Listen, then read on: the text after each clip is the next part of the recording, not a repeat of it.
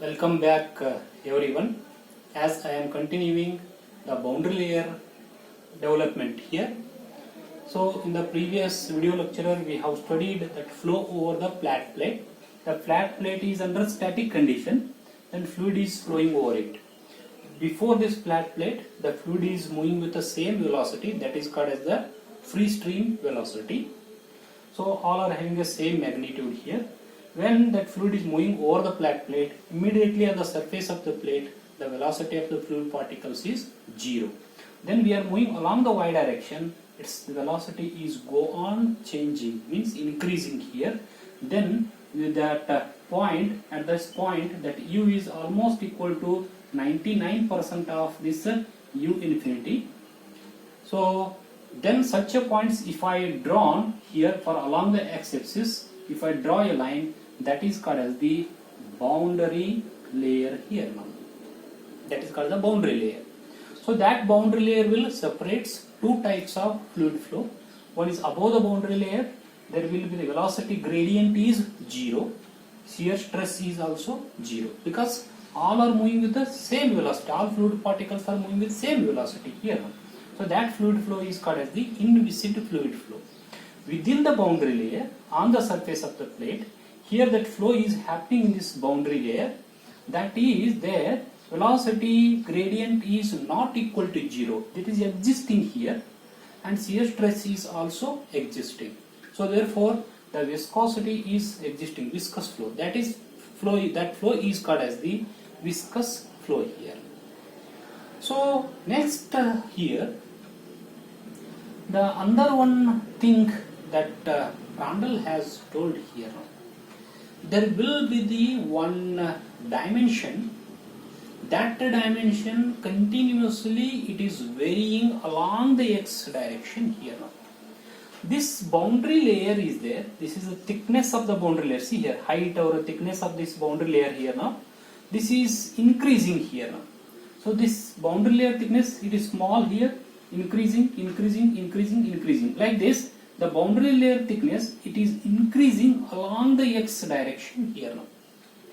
So that boundary layer thickness, it is designated by the letter delta here now. This delta is, we have to write at this point. At this point, this is a delta. This delta is called as the boundary layer thickness here. Boundary layer thickness, very important parameter. Why it is taken as a delta? Because this thickness of this boundary layer is very small. It is almost, it is microscopic here. It is not by the naked eye, we cannot see that the boundary layer how it is taking place. By the microscopic, in the experiments we can see that the boundary layer is existing. Means here it is a viscous flow, here is an inviscid flow, we can see here. It's very small. For study purpose we are exaggerated the figure here for the study purpose here. So that boundary layer thickness delta, it is the height where the velocity gradient will become 0 from the surface of the plate. From the surface of the plate in the vertical direction at the point where the velocity gradient will become 0. That is velocity of the fluid particles will becomes a free stream velocity here. Then that vertical distance is called as the delta. This delta is the boundary layer thickness. Along the x direction, this the value of the delta is changing here now. It is here this much, here more is there, in this side it is a less is there. So therefore delta is the function of x direction. Because if you are moving along the positive x direction, the value of the delta is increasing. It is a function of the x direction. It is not the function of y direction here now. It is not the function of y direction. And what is this other one? Here now we have drawn a curve here now. This is called as the velocity profile. It is called as the velocity profile here. It is called a velocity profile. It is indicated by u of x comma y, because this velocity profile is there. it is varying with respect to x as well as y direction. So therefore u is a function of x and y here. So what happens? Its profile dimension is changing along the x direction and velocity is also changing along the y direction. That is called as a velocity profile here.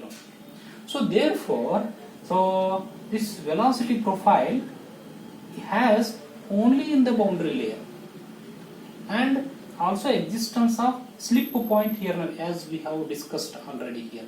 So this is called as the boundary layer here. This is also called as a boundary layer development. So it is the equations what we have developed now, Navier-Stokes equations what we have studied in fluid dynamics, that Navier-Stokes equations directly we cannot apply for the flow within the boundary layer here, because within the boundary layer the flow is somewhat different here, because there is an existence of velocity gradient. So therefore we have to modify the Navier-Stokes equations when we are applying the viscous fluid, because Navier-Stokes equation is consideration of viscous term is there in that. So therefore whenever we are applying the Navier-Stokes equations for the boundary layer, we need to modify it for the boundary layer flow, because it is a viscous flow. So who has modified that? Prandtl is the scientist in 1904. He has modified that Navier-Stokes equations for the boundary layer. That equations are called as Prandtl boundary layer equations.